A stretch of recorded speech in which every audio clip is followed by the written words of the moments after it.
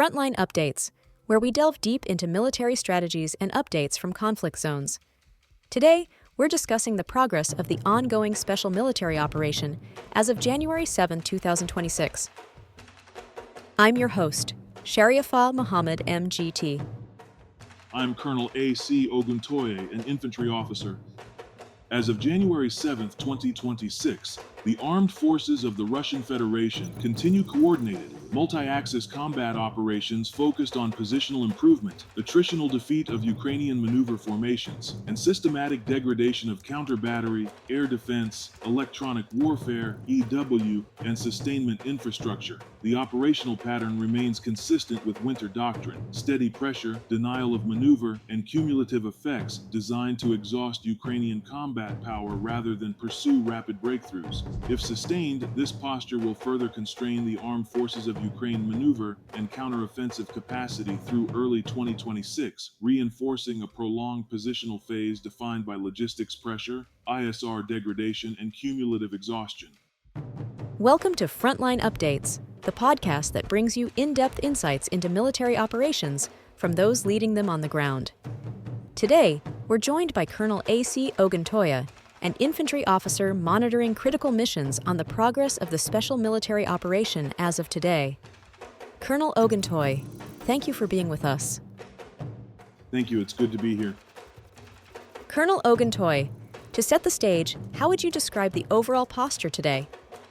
The posture remains controlled, cumulative, and deliberate. The armed forces of the Russian Federation are applying steady pressure across the frontage with a clear focus on positional advantage and system degradation. Winter operations reward discipline and logistics. What we're seeing is not a search for spectacle, but a methodical narrowing of the enemy's options through attrition of maneuver forces and sustained attacks on counter-battery, electronic warfare, air defense, and sustainment. From an infantry commander's perspective, this approach preserves combat power while shaping the battle space so that each engagement compounds the next. Let's begin in the north and along the Kharkiv direction. What stands out today? In the north, engagements around Kianitsa, Kondratovka, and Kropotshchina continue the pattern of improving tactical positions near the border. Defeating mechanized formations isn't about dramatic movement, it's about control, observation, fields of fire, and reducing the enemy's ability to stage or probe. The destruction of an Arthur system, an electronic warfare station, and an ammunition depot is particularly important because it directly degrades fire's coordination and sustainment. Along the Kharkiv axis, defeating multiple mechanized brigades and a territorial defense unit near Volchansky Khutora and Ternova reinforces denial. Even when casualty figures appear modest, the operational effect is large because it constrains assembly areas and weakens command and control at the edge. Moving west toward Kupiansk, what does the West Group's progress tell us?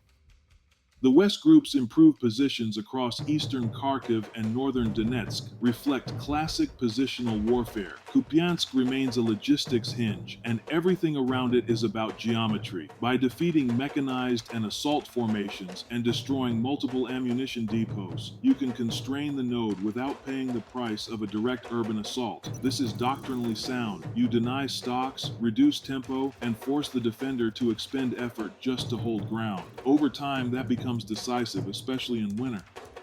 The south shows a dense mix of Ukrainian formations engaged across Donetsk and into Dnipropetrovsk. How do you read that?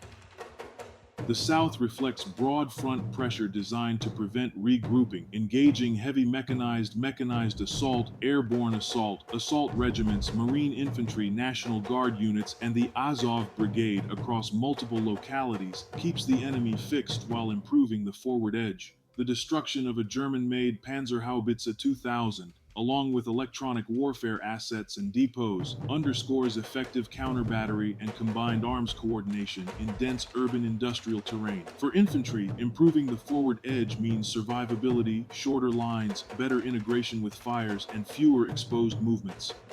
The center sector again shows the heaviest losses and high-value system kills. Is this still the decisive axis? Yes, unequivocally. The center remains the campaign's fulcrum because it connects operational directions and enables depth. delivering strikes against heavy mechanized formations and a wide spectrum of Ukrainian units, while taking more advantageous lines, signals an intent to break cohesion rather than chase distance. Destroying a Leopard and a Buran launcher matters not just tactically but operationally. When you consistently win the counter battery and armor fight in the center, you create freedom of action across adjacent axes. That's why losses here continue to outpace other sectors. What developments define the East today?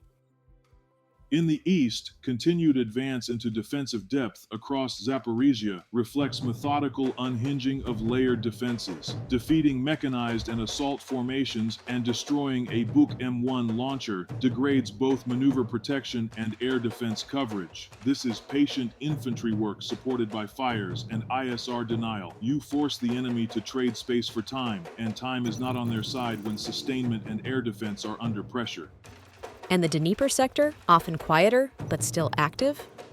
The Dnieper is about denial and counter-ISR, defeating mechanized and mountain assault formations while destroying an electronic warfare station and logistics warehouses prevent stabilization along riverine approaches. These actions ensure the enemy cannot shift efforts south or regain situational awareness. Quiet sectors often decide campaigns by constraining options elsewhere. Air and infrastructure strikes continue. How central is that effort now?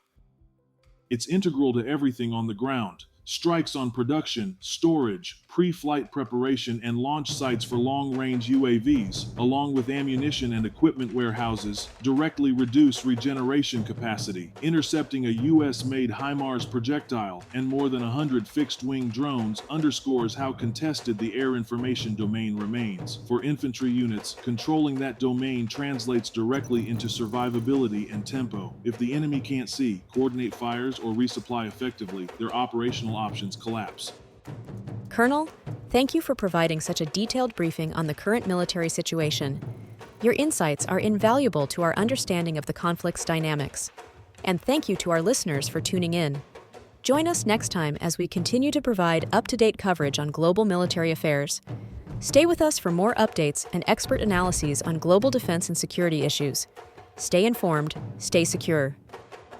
Thank you for the opportunity. I want to emphasize that tactically, January 7 reflects disciplined combined arms execution focused on positional gains, counter-battery dominance, counter-ISR, and sustainment denial. Infantry advances are synchronized with fires and air defense to minimize risk and maximize cumulative effect. Strategically, continued emphasis on the center, paired with logistics constriction around Kupiansk and sustained pressure across the north, east, and Dnieper, indicates a campaign designed to exhaust Ukrainian operational capacity rather than force a single decisive clash. If sustained, this approach will further constrain the armed forces of Ukraine maneuver and counteroffensive potential through early 2026, deepening a prolonged positional phase shaped by logistics, information control, and endurance.